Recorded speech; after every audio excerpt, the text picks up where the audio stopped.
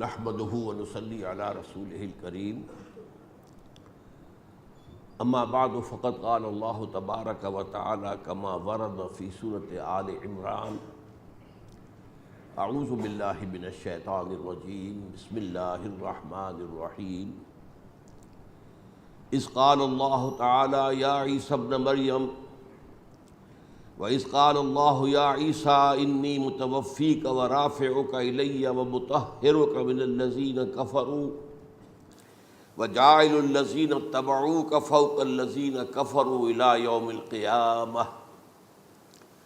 وَقَالَ عَزَّ وَجَلَّ كَمَا وَرَدَ فِي سُورَةِ النِّسَاءِ وَقَوْلُهُمْ إِنَّا قَتَلْنَا الْمَسِيحَ عِيسَى ابْنَ مَرْيَمَ وَمَا قَتَلُوهُ وَمَا صَلَبُوهُ ولكن شبه لهم وإن الذين اختلفوا فيه لفي شك منه ما لهم به من علم إلا اتباع الظن وما قتلوه يقينا وقال عز وجل كما ورد في سورة المائدة وكنت عليهم شهيدا ما دمت فيهم فلما توفيتني كنت أنت الرقيب عليهم وَأَنْتَ عَلَى كُلِّ شَيْءٍ شَهِيدٌ وقال عز وجل كما ورد في سورة الزمر الله يتوفى الأنفس حين موتها والتي لم تمت في منامها فيمسك التي قضى عليها الموت ويرسل الأخرى إلى أجل مسمى صدق الله العظيم رب اشرح لي صدري ويسر لي امري واحلل عقدة من لساني يفقهوا قولي اللهم ربنا الهمنا رشدنا واعذنا من شرور انفسنا اللهم ارنا الحق حقا وارزقنا اتباعه وارنا الباطل باطلا وارزقنا اجتنابه آمین یا رب العالمین۔ آپ کے علم میں ہے کہ آج میں وفات مسیح کے موضوع پر گفتگو کروں گا۔ اس کے پس منظر کے ضمن میں چند باتیں آپ کو بتانا چاہتا ہوں۔ نمبر ایک تو یہ کہ جتنے بھی فتنے اٹھے ہیں امت میں اور جو اب بھی اٹھ رہے ہیں وہ سلسلہ ختم ہونے والا تو نہیں ہے۔ ثلاثون دجالون کذابون چلتا رہے گا قیامت تک۔ تو ان میں ایک مشترک بات یہ ہوتی ہے کہ وہ کسی ایسے مسئلے کو جس پر کہ موجودۃ الوقت حالات جو ہوتے ہیں ان کے مطابق فضا سازگار ہوتی ہے اور اس کا کوئی جذباتی پہلو بھی ہوتا ہے، لیکن جو امت کے اجماع کے خلاف ہوتا ہے اس پر ڈیرا لگاتے ہیں، اس پر گفتگو کرتے ہیں، اس کو لوگوں کے منوا لیتے ہیں۔ اس کا نتیجہ کیا ہوتا ہے کہ چونکہ وہ چیز مجمع علیہ ہوتی ہے، امت کا اجماع ہے 1400 برس سے، اب اگر اس شے کو انہوں نے غلط ثابت کر دیا اپنے زوم میں اور عام لوگوں سے کہ جو صاحب علم نہیں ہے، کہ جو نہیں سمجھ سکتے بات کو، اسے منوا لیا، اس کا مطلب ہے کہ اب اس شخص کے معتقد ہو گئے اور اسلاف سے منحرف ہو گئے کہ یہ تو بے وقوف سے سب لوگ، یہ سارے ہمارے علماء، یہ سارے محدثین، یہ سارے مفسرین، یہ سب بے وقوف تھے، یہ بات بھی نہیں کر سکے۔ یہ ہے وہ شخص، یہ مجدد وقت ہے جس نے یہ بات کہی۔ اس کی ایک مثال یہ ہے وفات مسیح کا معاملہ۔ اس کی ایک مثال میں آپ کو دیتا ہوں، ایک دوسرا فطرہ، وہ بھی غلام احمد کے نام سے شروع ہوا، غلام احمد پرویز۔ وہ یتیم پوتے کی وراثت کا یہ مسئلہ لے کر کھڑا ہو گیا۔ جیسے یہ غلام احمد قادیانی وفات مسیح کا کیسے ہو سکتا ہے کہ ہمارے نبی جو ہے وہ تو فوت ہو کر زیر زمین دفن ہو گئے اور یہ عیسیٰ جو ہے یہ آسمان پر اٹھا لیے، کیسے ممکن ہے؟ اب ظاہر بات ہے عام آدمی جو ہے مسلمان جس کی حضور سے محبت ہے، حضور کی دل میں تعظیم ہے، عظمت ہے، عقیدت ہے، وہ اس جال میں پھنس جائے گا۔ پھر وہ اپنے دلائل کے ساتھ اس کو جو ہے وہ، اور چونکہ ماحول بھی جو میں اس وقت عرض کروں گا کہ اس کے موافق ہو جاتا ہے اس وقت۔ غلام احمد پرویز نے کیا کہ یتیم پوتے کا مسئلہ، اب یہ اجماع ہے اگر کسی شخص کا کوئی بیٹا اس کی زندگی میں فوت ہو جائے تو اس کا وراثت میں حصہ نہیں ہوتا، وراثت ہوتی ہے انہی میں جو اس کی موت کے وقت موجود ہو، بیٹے ہوں بیٹیاں ہوں۔ اب اگر جو فوت شدہ بیٹا ہے اس کے کوئی یتیم بچے ہیں تو اب اس میں بڑی ایک جو ہے دلیل، دیکھیے جی یتیم بچے بیچارے وہ محروم ہو گئے، یتیم بچوں کا تو زیادہ حق ہونا چاہیے۔ تو یہ تو اب قانون جو ہے اگر یہ اس پر اجماع ہے تو پھر وہی بات کہ یہ سب بے وقوف لوگ تھے، اور یہ تو بڑے سخت دل اور سنگ دل لوگ تھے جنہوں نے یہ بات گھڑ رکھی ہے۔ یہ میں نے آپ کو دو مثالیں دے دی۔ اب ظاہر بات ہے کہ جو اسلام کا قانون میراث ہے، قانون وراثت ہے، اس کے کچھ بنیادیں ہیں، اس کے کچھ اصول ہیں، ان اصولوں پر وہ کھڑا ہے اور اس کے مطابق جو فیصلہ ہے وہ ہے۔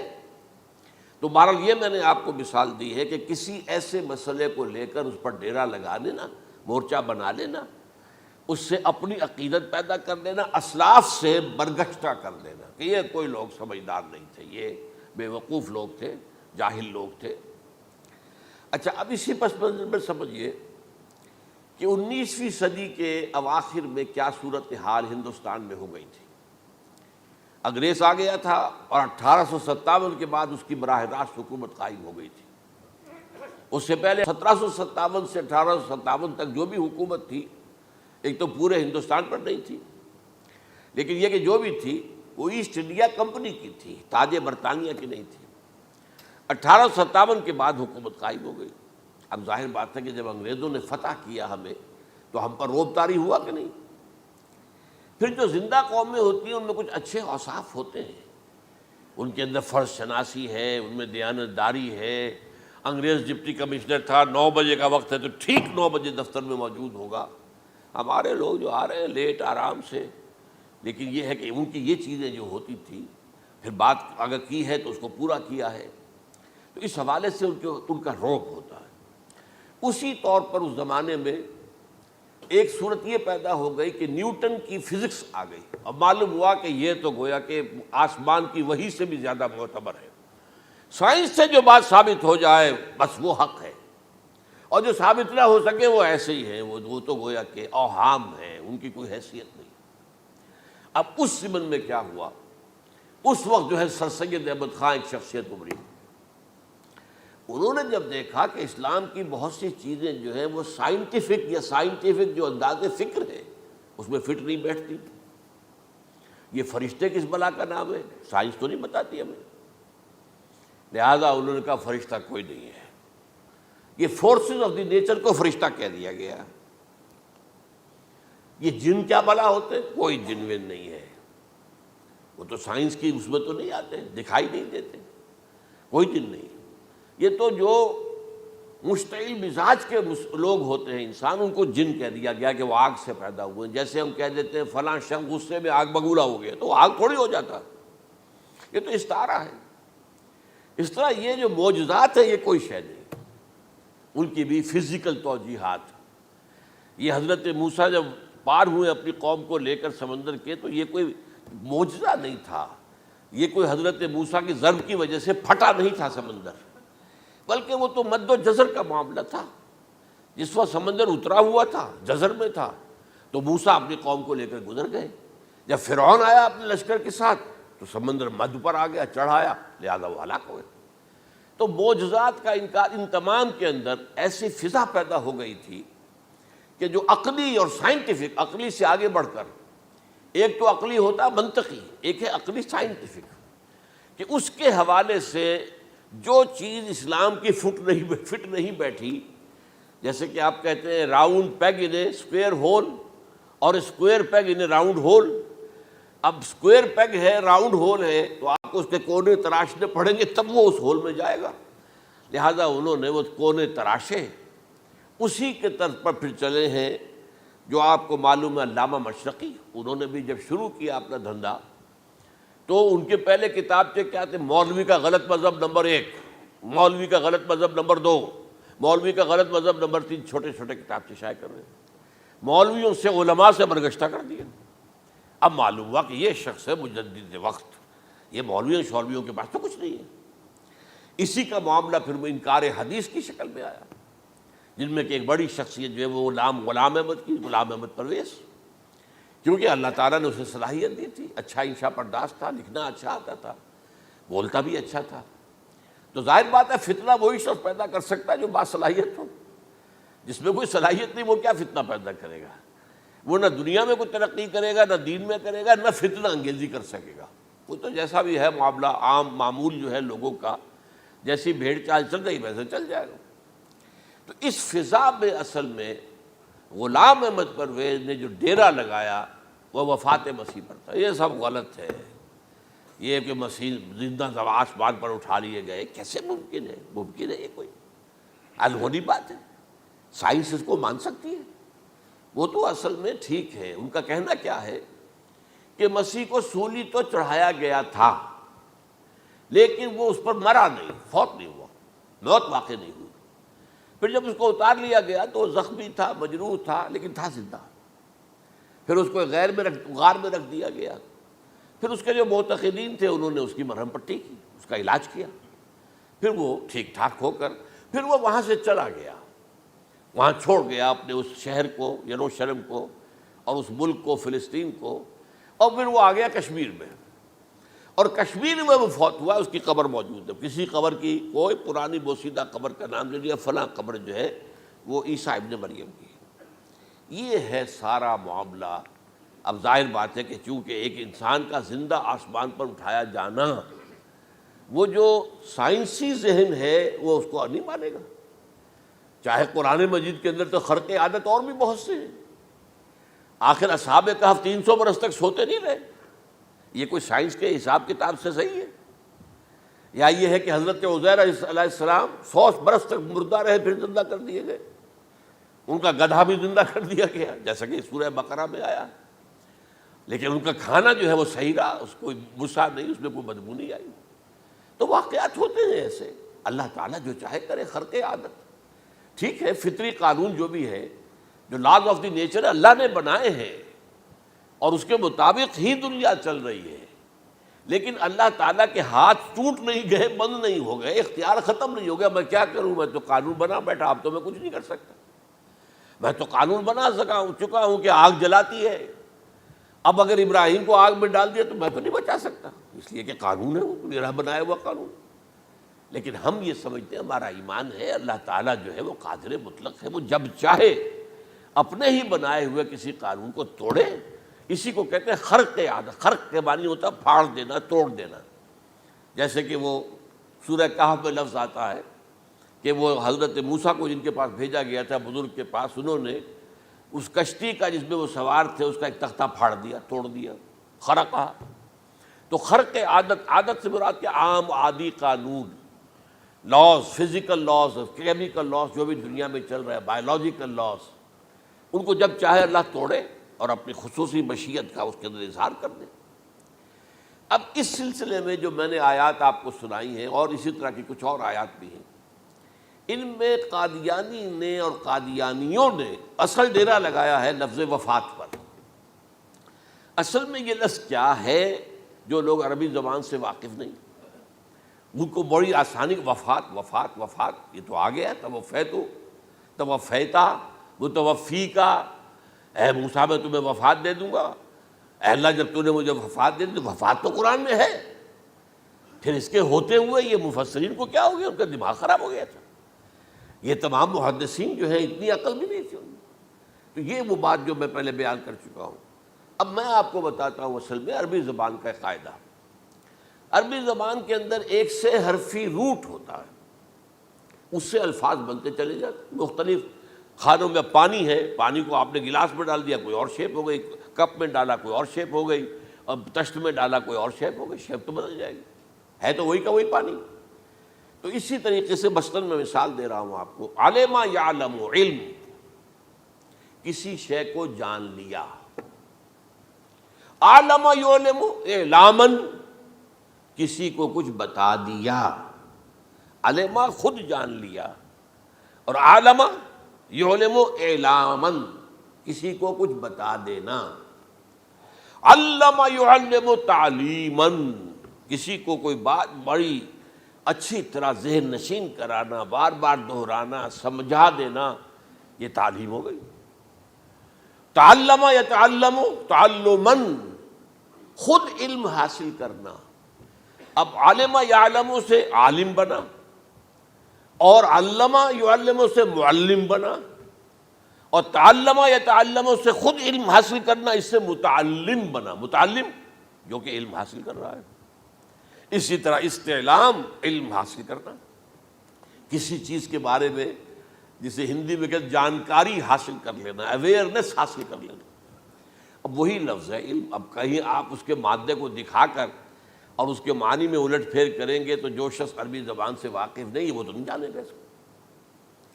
اسی طرح کی مثال ہے وفا، وفا یفی، وقا یقی، وفا یفی، اوفا یوفی ایفاءً، وفا یوفی توفیتاً، توفا یتوفا تعفن، اور استیفاء۔ یہ اسی طریقے سے میں نے مثال آپ کو دے دی۔ وفا یفی کے مادے سے اس مصدر سے کوئی لفظ قرآن میں نہیں آیا، لیکن اردو میں آپ کو معلوم ہے نا بڑا پیارا مصرع ہے، وہ وعدہ ہی کیا جو وفا ہو گیا۔ بھئی وعدہ وفا کرو، وعدہ پورا کرو، اس کے معنی ہے پورا کر دینا، کسی کو کوئی چیز پوری دے دینا۔ اور اس کے بعد اوفا یوفی، اس کے معنی بھی وہی ہے، بھرپور۔ اس سے بنے گا اوفو بعہدی اوف بعہدکم، یہ جو سورہ بقرہ کے 5ویں رکوع میں آیا ہے، یہودیوں تم میرے عہد کو پورا کرو تو میں تمہارے عہد کو پورا کروں گا، تم میرے عہد کو پورا کرو۔ میں نے تم سے عہد لیا تھا کہ جو رسول نبی امی آئیں گے، نبی رسول امی، اس کو تمہیں ماننا ہے، اس کا ساتھ دینا ہے۔ اوفو بعہدی، اب اس عہد کو پورا کرو۔ اوف بعہدکم، تو میں تمہارے ساتھ برکات خیرات جیسی پہلے رہی ابھی باقی رکھوں گا۔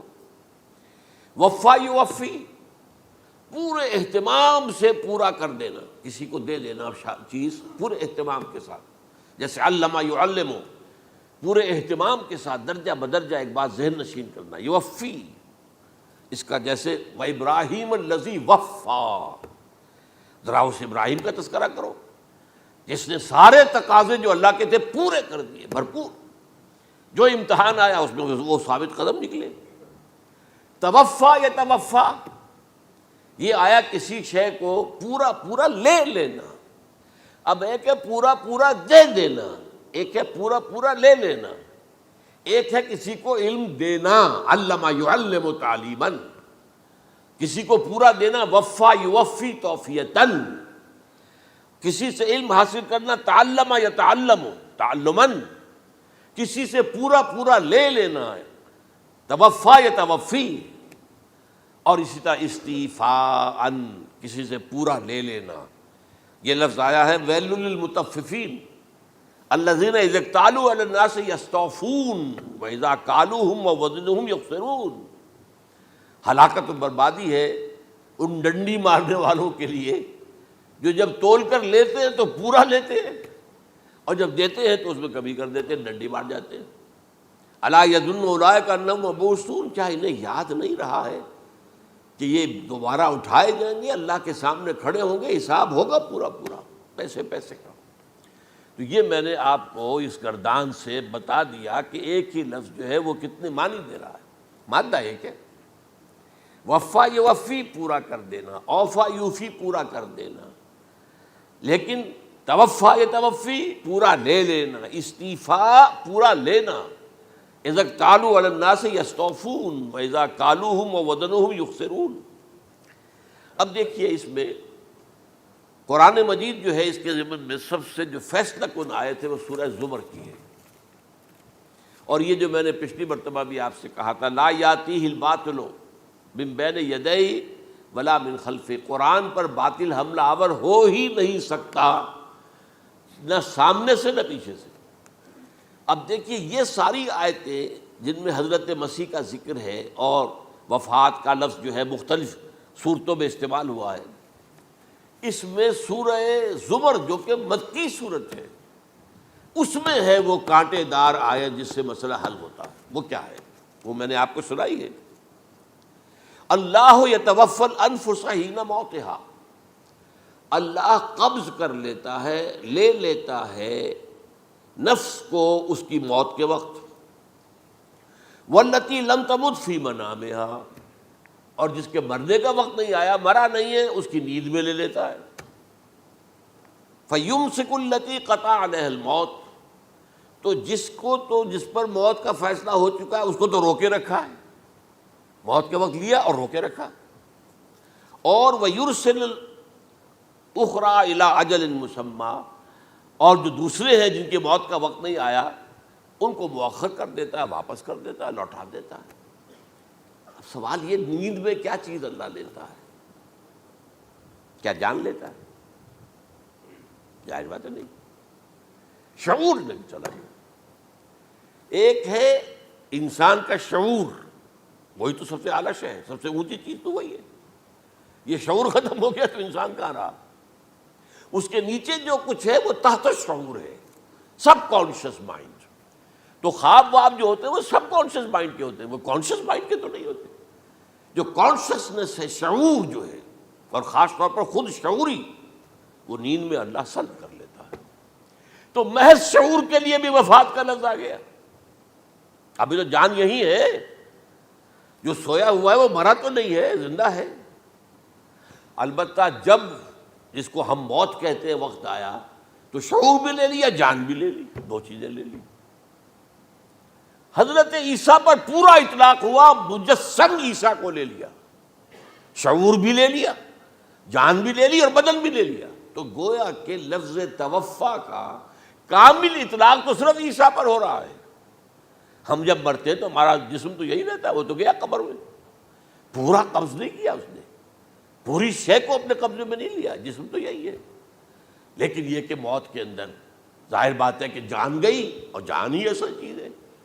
جب جان نکل گئی تو یہ کیا ہے؟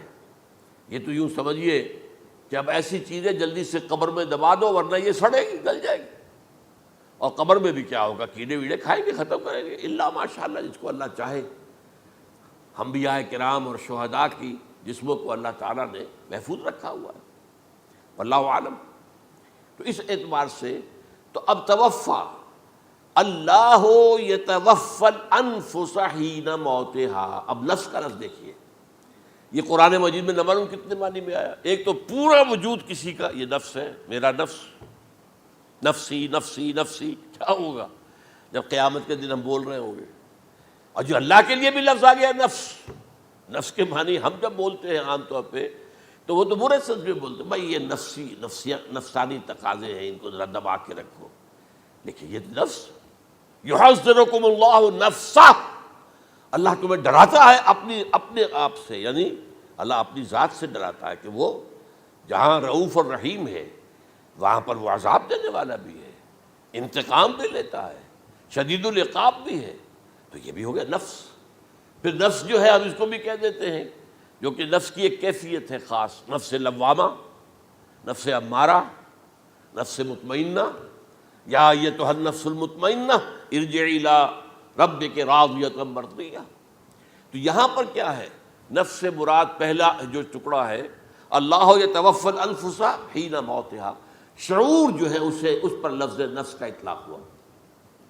اور جب موت ہوتی ہے تو شعور کے ساتھ جان بھی اس کے اندر شامل، وہ نفس کا اطلاق ہو گیا اس پر بھی۔ اور اصل میں لفظ توفا جو ہے اس کا حقیقی مفہوم اگر پورا ہوا ہے اس معنی میں کہ پورا کا پورا لے لینا، تو وہ تو صرف حضرت مسیح علیہ السلام کے بارے میں ہے۔ شعور جمع جان جمع جسم، وہ سب کے سب اللہ تعالیٰ نے لے لی۔ تو یہ اصل میں اس آیت کے اوپر جو ان لوگوں نے زور لگایا ہے، اس میں اس اعتبار سے کہ یہ لفظ وفات جو ہے اس کے اوپر جو ہے عام طور پر وفات کے معنی ہے موت ہے، حالانکہ قرآن مجید میں موت کا لفظ بھی تو آیا ہے نا، ان موتہا واللتی لم تمت، یہ سارے الفاظ موت کا لفظ بھی تو آتا ہے نا۔ لیکن یہ کہ وفات کا لفظ بھی ہے، کوئی شک نہیں ہے، حضور کی وفات ہو گئی، فلاں کی وفات ہو گئی، یہ بھی ہے، لیکن یہ اس کا ایک استعمال ہے۔ وفا یفی، اوفا یوفی، وفا یوفی، توفا و یتوفی، استیفا یستعفی، یہ سارے الفاظ اسی سے وفا کے لفظ سے بن رہے ہیں۔ اب یہ کہ اس کے ضمن میں عقلی بات آپ کے سامنے رکھنا چاہتا ہوں۔ یہ تو میں نے آپ کے سامنے اس لفظ کے حوالے سے، کیونکہ سارا ڈیرا اس لفظ پر ہے ان کا۔ دیکھیے پہلی بات عقلی طور پر یہ ہے جو قرآن سے ثابت ہے، رسول کبھی قتل نہیں ہو سکتا اور رسول کبھی مغلوب نہیں ہو سکتا۔ اس میں فرق ہے نبی اور رسول کا، نبی قتل ہو سکتا ہے، رسول قتل نہیں ہو سکتا۔ اب یہ علیحدہ بحث ہے، نبی کون ہوتا ہے، رسول کون ہوتا ہے۔ اس میں جو اجماع ہے تمام امت کا وہ کیا ہے کہ رسول خاص ہے، نبی عام ہے۔ نبی بہت آئے ہیں، 1.25 لاکھ آئے ہیں بعض روایات کی روح سے، رسول بہت تھوڑے 313 آئے ہیں۔ قرآن مجید میں یوں سمجھیے کہ 20 کے قریب تو انبیاء کا ذکر ہے، اور 5-7 ہیں جو رسول ہیں۔ حضرت نوح رسول ہیں، آدم تو رسول نہیں تھے، نبی تو تھے۔ حضرت شیس رسول تو نہیں تھے، نبی تو تھے۔ حضرت ادریس رسول تو نہیں تھے، نبی تو تھے۔ نبی تو رسول جو ہے پہلے وہ تو حضرت نوح ہے۔ تو اس طریقے حضرت جو ہود ہیں، پھر حضرت صالح ہیں۔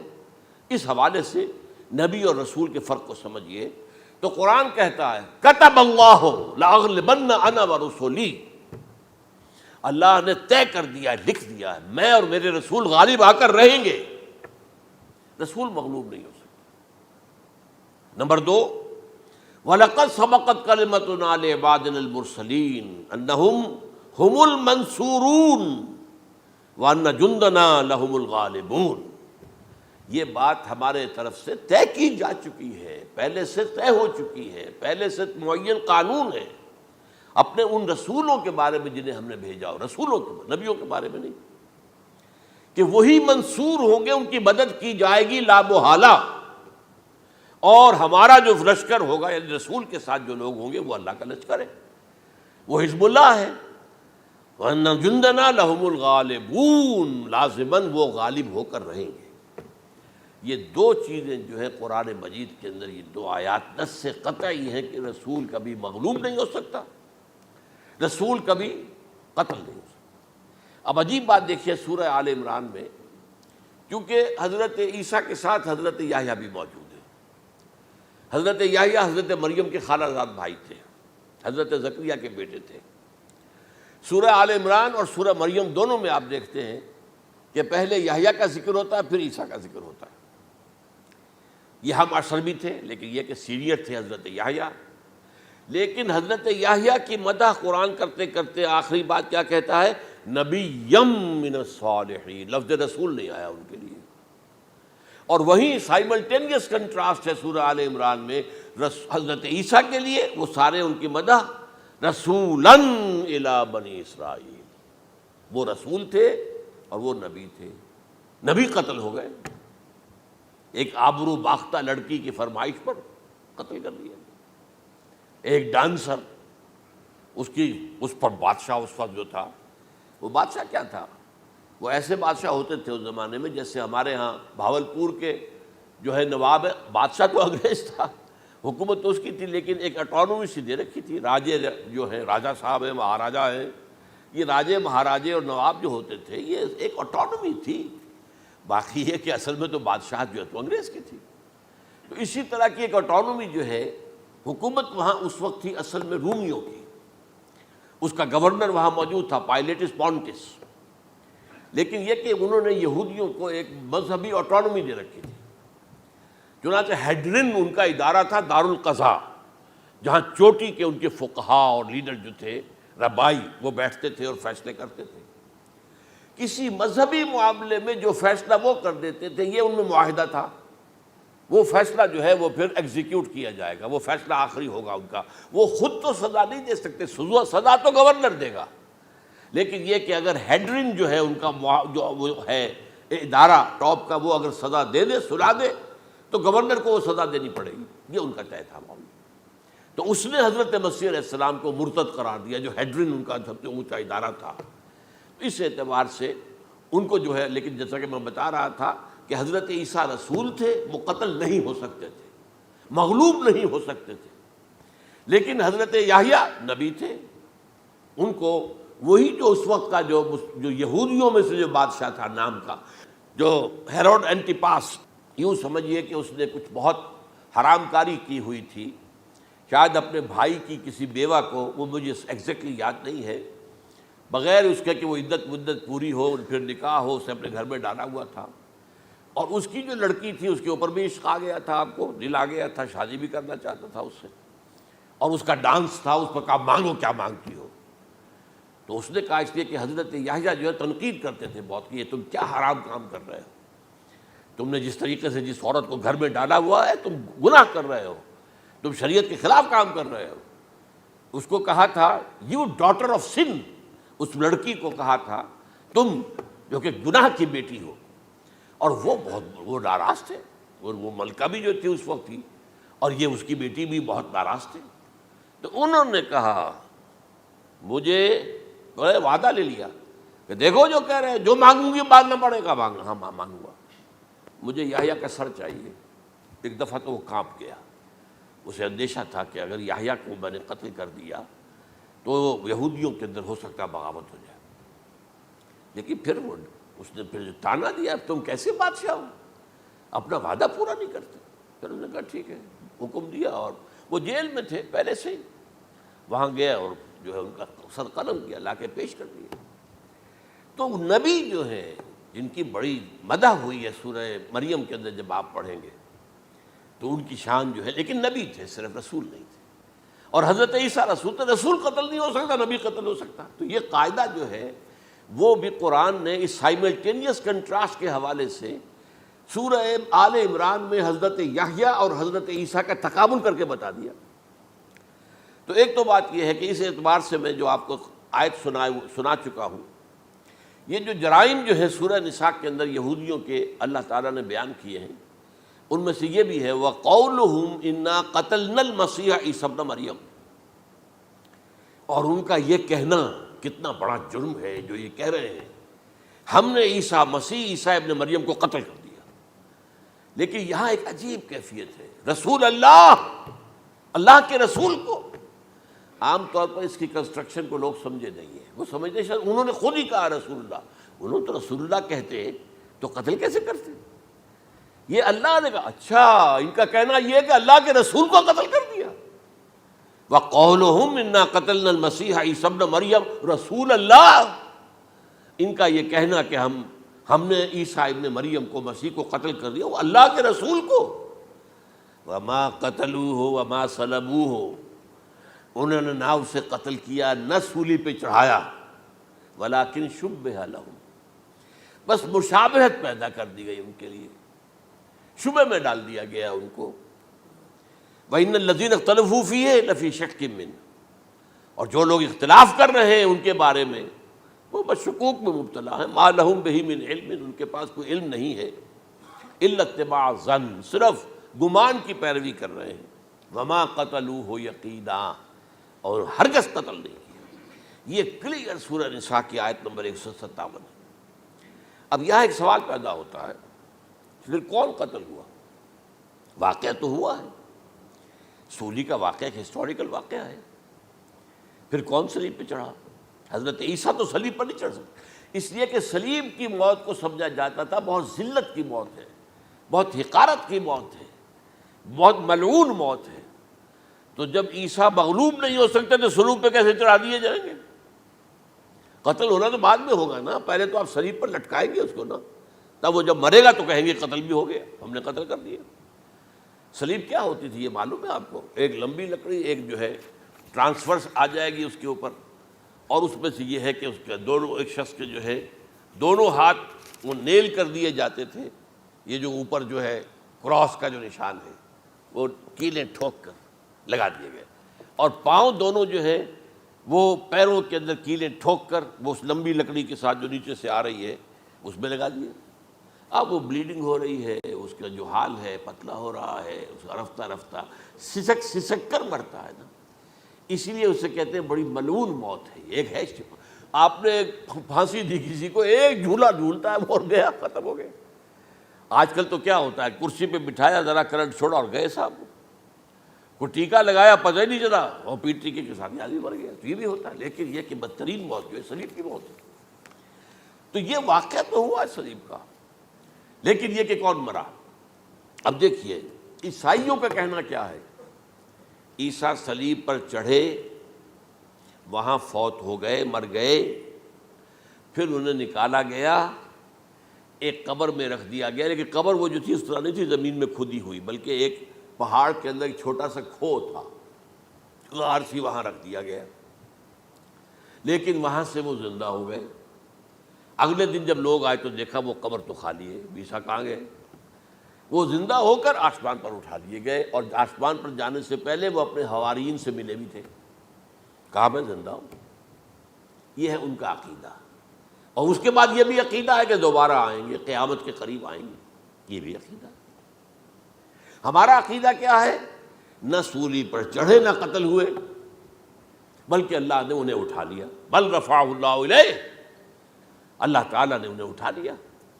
جیسے کہ آتا قرآن میں، یا عیسیٰ انی متوفیک ورافعک الیہ، اے عیسیٰ میں تمہیں قبض کر لوں گا، قبضے میں اپنے لے لوں گا اور اپنی طرف اٹھا لوں گا، رافعک الیہ، یہ قرآن مجید کا قول ہے۔ البتہ یہ ہمارا بھی عقیدہ ہے کہ وہ دوبارہ آئیں گے، وَإِنَّهُ لَعِلْمٌ لِلسَّاعَةِ، وہ قیامت کی ایک عظیم ترین نشانی ہوں گے کہ جب وہ آئیں گے، اور اس کے بعد جو ہے یا جو اینٹی کرائسٹ ہوگا کہ جو کہ جھوٹا عیسیٰ ہوگا، جھوٹا دعویٰ کرے گا، جسے کہ مسیح الدجال کہا گیا، اس کے ساتھ مقابلہ ہوگا، اسے قتل کریں گے، اور تمام یہودی اس کے بعد قتل ہو جائیں گے، جو بھی اس وقت تک کفر پر قائم رہیں گے۔ اگر ان میں سے کوئی اس وقت حضرت عیسیٰ پر ایمان لے آئے تو وہ شاید بن جائے۔ بہرحال یہ ہے یہود، ان کا جو ہے قادیانیوں کا وہ عقیدہ کیا ہے؟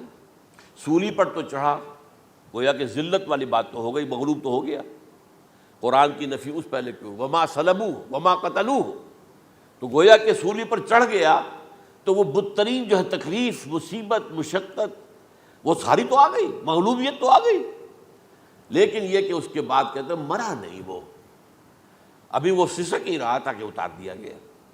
اس کے بعد اس کے جو شاگرد تھے، حواری تھے، انہوں نے مرہم پٹیاں کی، پھر وہ ٹھیک ہو کر چلا گیا کہیں اور، ہجرت کر گیا اپنی قوم سے جو ان کے خیال میں کشمیر ہے، اور یہاں آ کر وہ تبھی موت مر گیا، بات اللہ ختم ہوا معاملہ۔ ہم کیا کہیں؟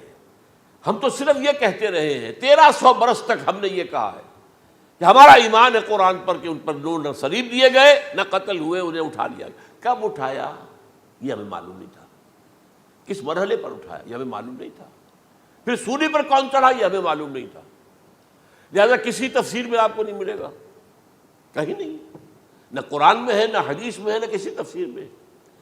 یہ تو پچھلی صدی کے دوران جو پوپ کی لائبریری ویٹیکان میں، اس سے ایک نسخہ برآمد ہوا، انجیل برنباس۔ اب یہ بھی آپ کو معلوم ہونا چاہیے کہ انجیلیں 104 تھیں، جن میں سے 4 جو ہے سلیکٹ کی گئی ہیں، 100 انجیلیں اور ہیں جنہیں وہ اپوکریفل کہتے ہیں، غیر مستند انجیلیں، اپوکریفل، اور یہ ہے کینونیکل، قانونی، یہ ہے کہ جو مستند ہیں 4، لیکن جو 100 اور ہیں ان میں سے ایک یہ بھی ہے برنباس، اور برنباس کے بارے میں عیسائی مانتے ہیں کہ وہ بھی حضرت عیسیٰ علیہ السلام کے حواریین میں سے ایک تھے، وہ انجیل نکل آئی، اب وہ چھپ بھی گئی ہے۔ کراچی میں ایک ادارہ ہے خاص طور پر، باوانی جو سیٹھ ہیں ان کا بنایا ہوا ادارہ ہے، تو وہی چھاپتے بھی ہیں، ایک زمانے میں تو کافی تقسیم بھی کر رہے تھے، اب مجھے معلوم نہیں۔ اس نے سارا قصہ بیان کیا۔ قصہ کیا ہے؟ بہت دلچسپ قصہ ہے، پوری تفصیل سے۔ ایک شخص جو کہ حضرت مسیح کے حواریین میں شامل ہو گیا، وہ تھا جیوڈاس اسکریوٹ۔ یہ شخص اصل میں تھا ایک زیر زمین تنظیم وہاں چل رہی تھی، زیلوٹس، انڈر گراؤنڈ موومنٹ، تاکہ ہم رومنوں کی حکومت یہاں سے ختم کریں اور اپنی پوری حکومت اور آزادی حاصل کریں۔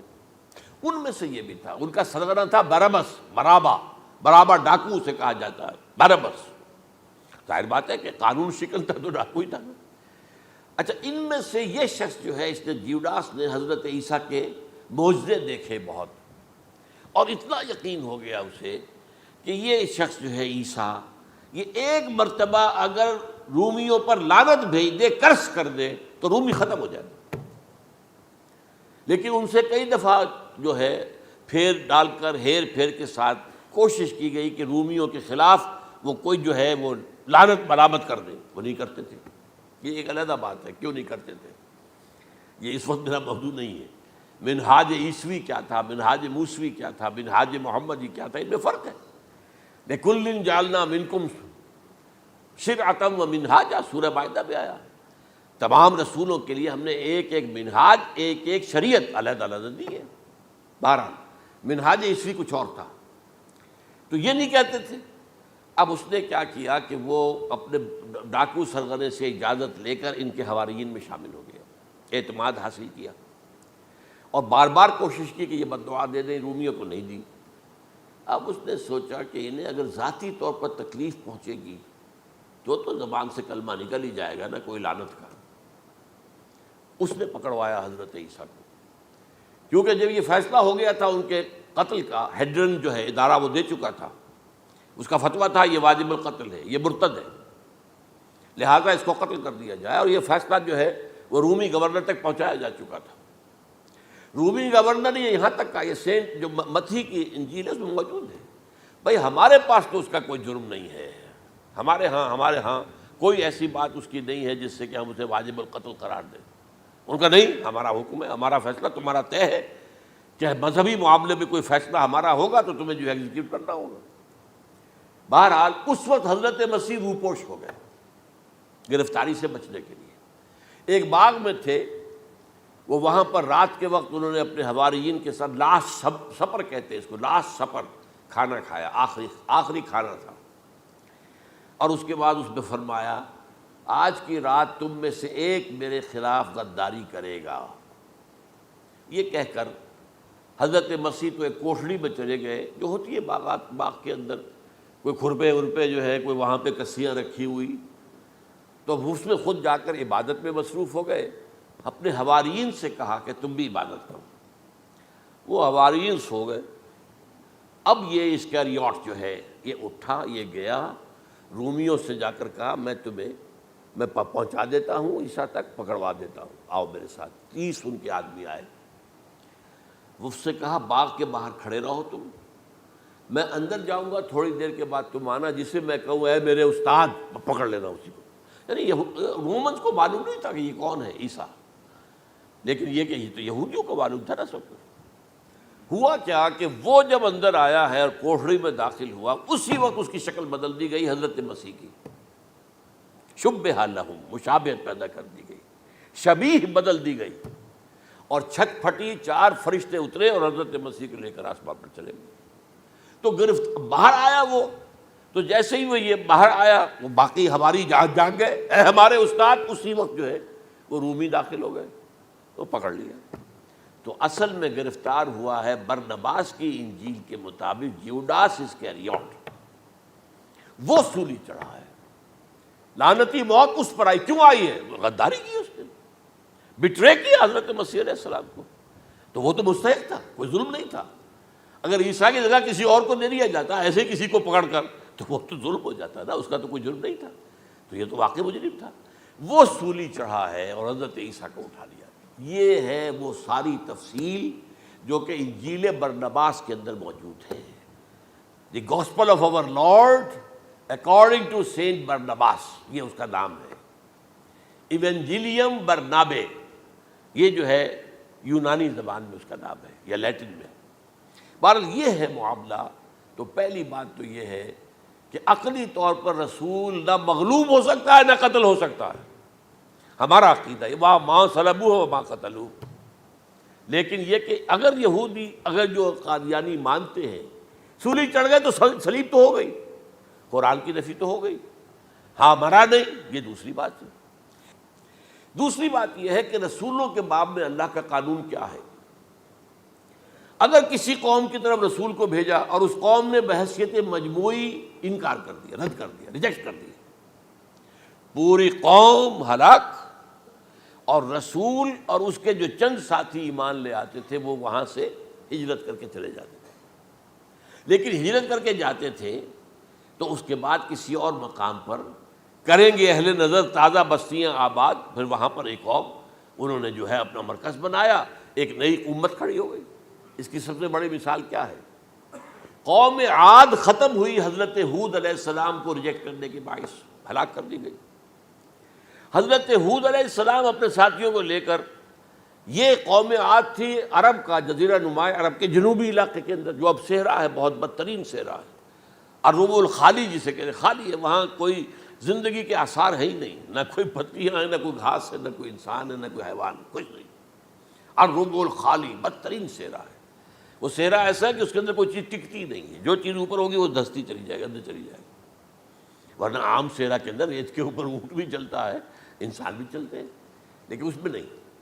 تو یہاں پر قوم عاد جو ہے آباد تھی، اور اب جو ہے وہ سیٹلائٹ سے دیکھ لیا گیا ہے کہ قوم عاد کا جو بڑا بادشاہ تھا شداد، اس نے جو جنت بنائی تھی وہ موجود ہے، زیر زمین اسی صحرا کے نیچے دفن شدہ موجود ہے، جس کو کہا گیا ہے الم تر کیف فعل ربک بعاد ارم ذات العماد التی لم یخلق مثلها فی البلاد، ایسے ایسے ستونوں والا جیسے پہلے دنیا میں بنے ہی نہیں تھے۔ وہ قوم عاد تھی، بڑی زبردست قوم تھی، قوم جبارین، لیکن یہ کہ اس کے بعد ہلاک ہو گئی۔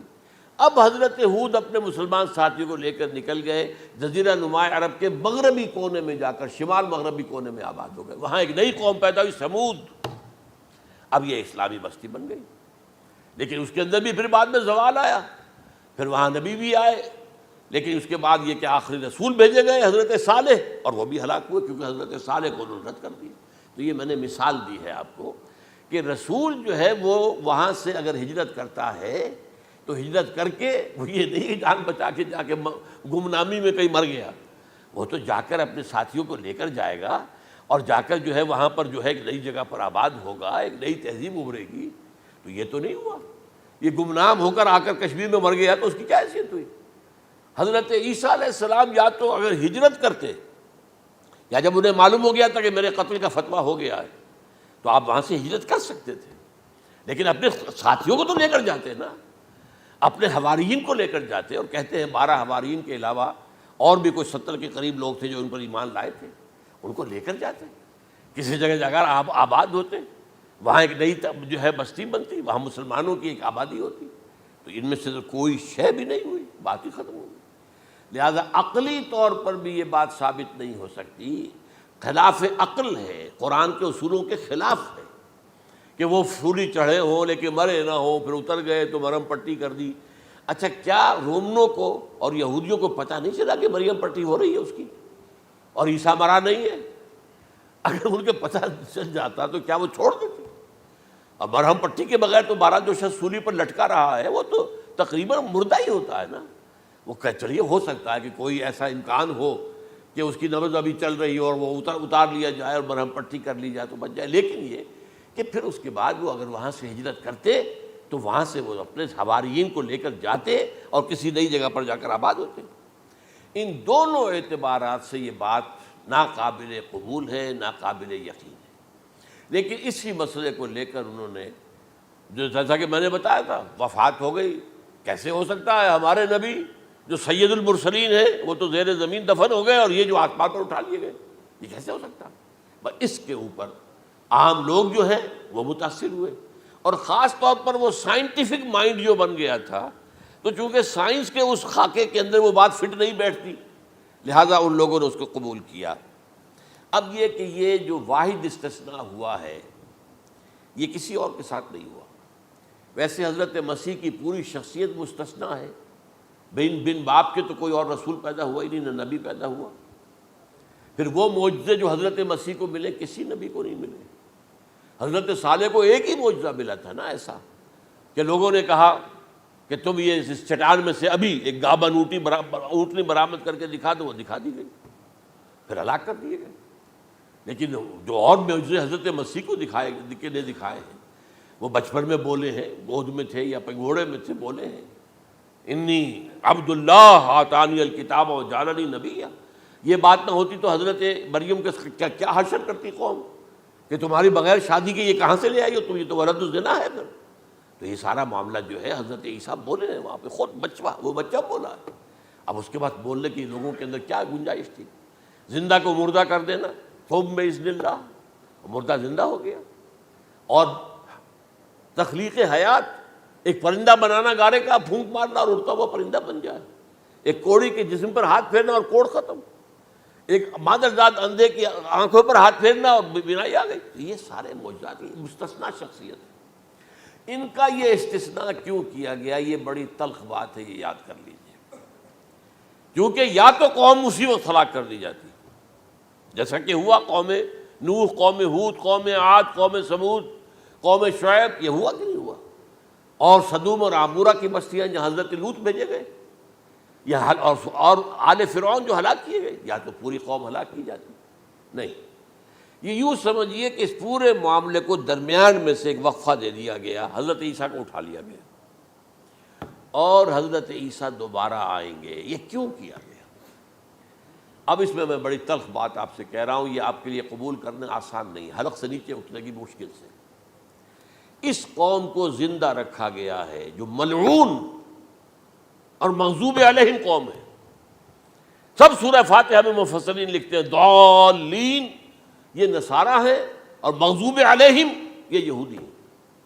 اور قرآن کہتا ہے لعن الذین کفروا من اہل الکتاب علی لسان داؤد وعیسی ابن مریم، لعنت کی گئی ایک ملعون اور مغضوب قوم کے ہاتھوں۔ آخری امت محمد اور اس کا بھی بہترین حصہ، اس پر عذاب ان کے ہاتھوں آئے گا، عربوں پر عذاب یہودیوں کے ہاتھوں، اس لیے ان کو بچایا گیا۔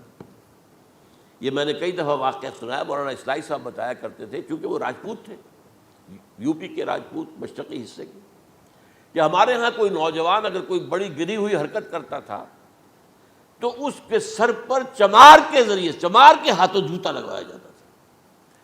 اگر راجپوت کے سر پر راجپوت کا جوتا گرا تو چلو تکلیف تو ہوئی، لیکن یہ کہ راجپوت کا جوتا گرا ہے نا، پڑا ہے، لیکن راجپوت کے سر پر چمار کا جوتا، جس کو آپ انگریزی میں کہتے ہیں to add insult to injury, وہ تکلیف بھی ہے جوتا کھانے کی اور انسلٹ ہے کہ ایک چمار مار رہا ہے۔ یہ امت سب سے خیر امت ہے، کنتم خیر امت اخرجت للناس۔ اس کے لیے عذاب بھی بدترین آئے گا، اور کن پر آئے گا؟ اس امت کا جو اصل نیوکلیس ہے عرب، جس کے بارے میں حضور کی حدیث موجود ہے ویل للعرب، عرب کے لیے بہت بڑی ہلاکت ہے۔ اور آج ہماری نظر میں آ رہا ہے وہ ملعون اور مغضوب علیہم قوم ان کے سینے کے اندر خنجر کی طرح بھونکی گئی ہے، اور 30 کروڑ کے قریب عرب بے حمیتی، بے غیرتی، بزدلی، کمزوری، ذلت، مسکرت کی مثال بنے ہوئے۔ کوئی بول سکتا ہے اس اسرائیل کے خلاف؟ کوئی بول سکتا ہے؟ 30-35 لاکھ آدمی ہے اسرائیل کے اندر یہودی، اس سے زیادہ تو امریکہ میں 50 لاکھ کے قریب، کل 1.25 کروڑ آدمی ہے یہ یہودی پوری دنیا کے اندر۔ لیکن دیکھیے جو چاہتا کرتا ہے، جب چاہا اس نے عراق کے ایٹمک انسٹالیشن کو تباہ کر دیا، اور سعودی عرب کی فضا میں اس کو فیول کیا ہے انہوں نے، دوبارہ ری فیولنگ جو ہوئی ہے ان کے جہازوں کی، وہ سعودی عرب کی فضا میں ہوئی۔ یہ صورت جو ہے عربوں کے اوپر، اور اب جو آنا ہے آرمگدان، کیونکہ پوری عیسائی دنیا یہودیوں کے قبضے میں ہے، اور یہ رومی ایک حدیث کی روح سے 80 علم لے کر حملہ آور ہوں گے تم پر، اور یہ ہوگا مڈل ایسٹ میں۔ آپ کو معلوم ہے پوری دنیا میں کہا جا رہا ہے 3rd ورلڈ وار جو ہونے والی ہے وہ مڈل ایسٹ میں ہوگی، اور میں ٹوائنبی کا قول آپ کو سنا چکا ہوں، 1950 کا قول ہے اس کا۔ یہ اس وقت تک تو سوال ہی پیدا نہیں ہوتا تھا، سارا تصادم جو ہو رہا تھا وہ ایک طرف روسی اور اس کے ساتھی تھے، روس اور اس کے ساتھی، دوسری طرف یہ مغربی یورپ اور امریکہ تھا۔ کوئی مسلمانوں اور عیسائیوں کی کسی جنگ کا تو کوئی امکان نظر ہی نہیں آتا تھا۔ لیکن ٹائنبی نے کہا ہے، جو سب سے بڑا فلاسفر آف ہسٹری ہے 20ویں صدی کا، کہ اب جو جنگ ہوگی بڑی، جو اس نیکسٹ سینچری کی، 21st سینچری کی، وہ در حقیقت کمیونزم کے درمیان اور کیپٹلزم کے درمیان نہیں ہوگی، بلکہ عیسائیوں اور مسلمانوں کے درمیان ہوگی۔ یہ میں اس کا حوالہ بھی پورا آپ کو دے چکا ہوں، اس نے یہ کہاں یہ بات کہی۔ تو یہ ہے، یہ بات جان لیجئے، اور مڈل ایسٹ میں ہوگی، گریٹر اسرائیل بنے گا۔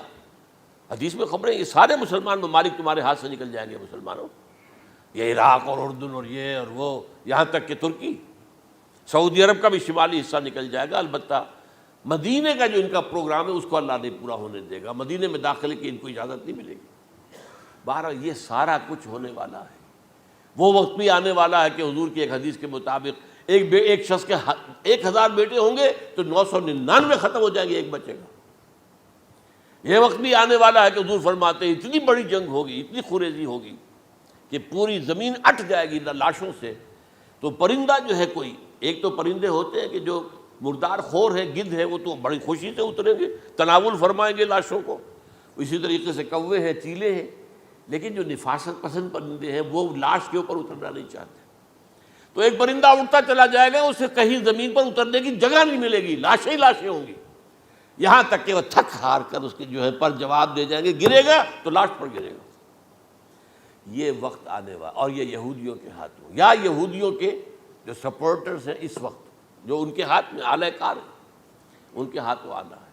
میرے نزدیک اس کام کے لیے اس ملعون قوم کو، کہ جو حضرت عیسیٰ کے زمانے سے ملعون ہو چکی ہے، اس کو باقی رکھا گیا ہے، اسے یہ موقع دیا گیا ہے، اس نے اسرائیل بنا لیا ہے۔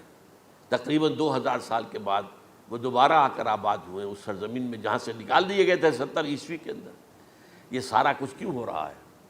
تو در حقیقت میرے نزدیک واللہ عالم حکمت خداوندی اس میں یہ ہے، انہیں روک کر رکھا گیا ہے اور حضرت عیسیٰ کو اٹھا لیا، پھر وہی عیسیٰ آئیں گے اور انہی کے ہاتھ میں یہ ہلاک ہوں گے۔ سوائے اس کے، چونکہ جو ایک میں نے آپ کو کئی دفعہ حوالہ دیا ہے، فلاڈلفیا ٹرمپٹ ایک رسالہ نکلتا ہے پروٹیسٹنٹ عیسائیوں کا، انہوں نے یہ لکھا ہے، اس نے لکھا ہے ایک پرچے کے اندر کہ جب حضرت مسیح آئے گی اینٹی کرائسٹ ہوگا، وہ لکھا اس نے کہ وہ یہودی ہوگا، حالانکہ وہ پرو یہودی ہے۔ وہ جتنے بھی یہ جو کرسچن زائنسٹ ہیں، یہ تو یہودیوں سے بڑھ کر زائنسٹ ہیں، ان کے بڑے سپورٹرز ہیں۔ تو لیکن اس نے لکھا ہے اینٹی کرائسٹ ول بی اے جیو۔ ابھی کچھ عرصے پہلے آپ کو یاد ہوگا نوسٹریڈیمس کا بڑا چرچا ہو گیا تھا، اس کی جو ہے وہ پیشن گوئیاں، اور یہ کہ ایک مسلمان ہوگا اینٹی کرائسٹ، اور صدام کے بارے میں اشارے کیے جا رہے تھے کہ وہ اینٹی کرائسٹ ہوگا وغیرہ وغیرہ۔ لیکن انہوں نے لکھا ہے کہ وہ اینٹی کرائسٹ یہودی ہوگا، اور اس نے لکھا 80% یہودی قتل ہو جائے گا۔ یہ میں نے ایک تعویل کی ہے اپنے ذہن میں کہ 20% شاید وہ ہوں جو حضرت عیسیٰ کی جو سیکنڈ کمنگ ہے، آمد ثانی کے موقع پر ان پر ایمان لے آئیں اور وہ بچ جائیں۔ لیکن جو بھی حضرت عیسیٰ کا انکاری ہوگا وہ ختم کر دیا جائے گا، جیسے قوم نوح ختم ہوئی، قوم ہود ختم ہوئی، قوم عاد ختم ہوئی، قوم صالح ختم ہوئی، اسی طریقے سے۔ تو یہ قانون خداوندی پورا ہونا ہے۔ بس ایسے ہی ہے جیسے کسی کو پھانسی کا حکم تو ہو گیا ہو لیکن ابھی ایگزیکیوشن نہ ہوئی ہو، ہوتا ہے 2 سال 3 سال گزر جاتے کہ پھانسی کا حکم ہے لیکن یہ کہ اب وہ پھانسی نہیں ہو رہی ہے، وہ اپیلوں در اپیلوں معاملہ چل رہا ہے۔ یہ ہے میرے نزدیک واللہ عالم، اللہ تعالیٰ نے یہ کوڑا ان مسلمانوں کے لیے رکھا ہوا ہے کہ جن کے رتبے ہیں سوا، ان کی سوا مشکل ہے۔ جتنا اونچا مقام اللہ نے دیا عربوں کو، ان میں حضور کو اٹھایا، ان کی زبان میں اپنا آخری کلام نازل کیا، تو ان کی ذمہ داری بھی بہت ہے۔ جن کے رتبے ہیں سوا، ان کی سوا مشکل ہے۔ اقول قولی ھذا واستغفر اللہ لی ولکم ولسائر المسلمین والمسلمات۔